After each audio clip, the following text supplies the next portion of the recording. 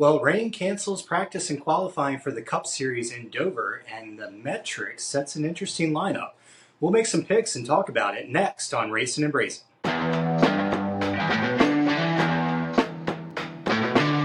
Well, hi folks, welcome back to Racin-n-Braisin. I am CJ, a lifelong NASCAR fan and chef, bringing you plenty of news and analysis from each race weekend, as well as a couple of tips and tricks from my kitchen to yours. Today, we're going to talk about how the qualifying metric sets the lineup for Dover after practice and qualifying got rained out. We'll also touch on the Xfinity race that just finished up, and did you see that fire in the Arca race? Finally, we'll wrap things up with some confirmation on some news that we had questions on earlier this week.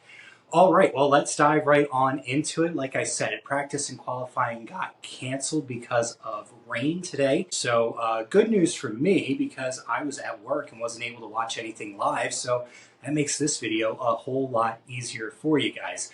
Let's take a look at the top 12 according to the lineup metric, and we see that Chase Elliott is going to be on the pole here. And out of the top 12 here, I think any one of these drivers, aside from maybe SVG or Michael McDowell, have a legitimate shot at winning this race tomorrow. Who you do not see that are the heavy favorites are Denny Hamlin. He's going to be starting 13th, and Kyle Larson, after a rough Sonoma, will be starting 25th. Those two favorites are going to have to work their way forward on a challenging track. And since there are no laps on the track and the Xfinity race has been rain shortened, all of the rubber that was built up from the Xfinity race is now washed away. Cup guys are going to have a completely green track once they get going tomorrow, and that means it's going to take the entire first stage, if not a little bit longer, for them to work in some rubber and widen out the groove. Expect stage one to be single file, really icy, and the cars a handful to control. It probably won't be until they make their first pit stop and get some adjustments on the cars that we'll really start to see some raciness. So don't expect a whole lot out of the first stage.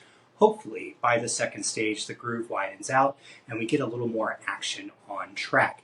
Remember guys, this is Dover, and this car, the next gen car, does not handle the concrete very well. So I'm not expecting a great race tomorrow. It might even be a bit of a snoozer, but hopefully with the green conditions, we get a little bit of iffiness early in the race and maybe see a little bit of action early on. Who knows? Hard to tell, hard to judge, but history says it's probably not going to be all that exciting of a race. So that puts a couple of drivers at the top of my list tomorrow. Definitely Denny Hamlin and Kyle Larson are going to be up there.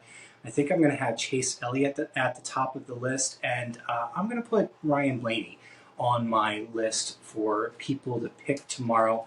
Mom has first pick in the regular season competition, so depending on how she picks will kind of dictate how I pick things for the race. I'll let you guys know in the comments below. I'll pin that once we do make that pick first thing tomorrow morning. Let me know who you guys think is going to win tomorrow's Dover race in the comments below. I sure do appreciate it. All right, well, moving on, guys. Let's talk about the Xfinity race that just wrapped up from Dover. Connor Zilisch got himself his 4th win of the season.